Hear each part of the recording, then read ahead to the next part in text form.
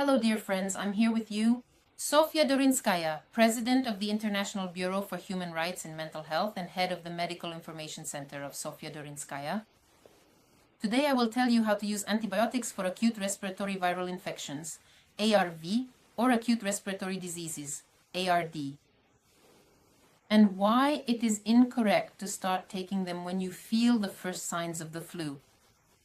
Why do people rush to take antibiotics? And why are antibiotics truly medicinal substances that should be prescribed by a doctor? So, I have already drawn this diagram for you before, and I will draw it for you again. And once again, here we have the respiratory tract, and as you understand, these airways are lined with cells. I will draw it here in a very schematic way. Here are these little cells. And now, for example, the flu virus arrives. Here it comes. And how does the flu virus work? It destroys the cell wall. It breaks it down. And from the fragments, roughly speaking, of this cell, it builds new viruses, which then penetrate deeper, destroy these cells, and so on and so on. And now, my friends, what happens next? When the cells are destroyed, a wound surface is formed, just a cellular wound surface. It's just like if you cut your hand, that's also a wound surface. And onto this wound surface, onto these destroyed bare cells, so to speak, the so-called secondary infection arrives. And these are bacteria. And only when a secondary bacterial infection joins in can antibiotics be used.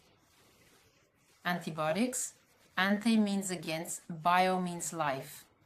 Antibiotics are substances that are aimed exclusively and only against bacteria. Viruses are a different form of life. They are a transitional form between living and non-living nature. And in the body, to deal with a viral attack, there is a completely different form of immunity. If cells in the human body deal with bacteria, then proteins deal with viruses. Those very immunoglobulins are proteins that paralyze the virus, and then it is further eliminated through the body's detoxification channels. So, if a person starts taking antibiotics at the onset of the flu, first of all, it's a completely unnecessary substance that will not save them from the flu. It will create an additional burden on an already sick or ailing body with a completely unnecessary substance. And this can also worsen the course of the flu itself, because the body's resources will be diverted to deal with a completely unnecessary substance that has entered your system. Regarding the use of antibiotics themselves, whenever they are specifically prescribed by a healthcare professional, I strongly recommend that you always ensure you use these medications only after receiving a formal doctor's recommendation. It is crucial to understand that antibiotics are always carefully prescribed according to a very specific treatment regimen that is fundamentally based on the biological life cycle of the bacteria being targeted. That is, the specific bacteria and the mechanism of action of the antibiotic that targets them. Therefore, if you take less of the medication than the doctor prescribed, it may not work. If you interrupt the antibiotic regimen earlier, then if you stop taking the antibiotic before your doctor prescribed, the antibiotic, to put it simply, won't finish off the bacteria, and the remaining bacteria will develop resistance to this type of antibiotic. They will simply become antibiotic resistant. This can lead to the disease becoming chronic, and your doctor will be at a loss. He will have to consult the antibiotic chart and prescribe you an antibiotic from a completely different group. But if you do the same thing with an antibiotic from another group, then eventually this colony of bacteria will develop resistance to all antibiotics. And to put it simply, it will become unclear how to get rid of them after that. That's why antibiotics are genuine medicines that should only be prescribed by doctors.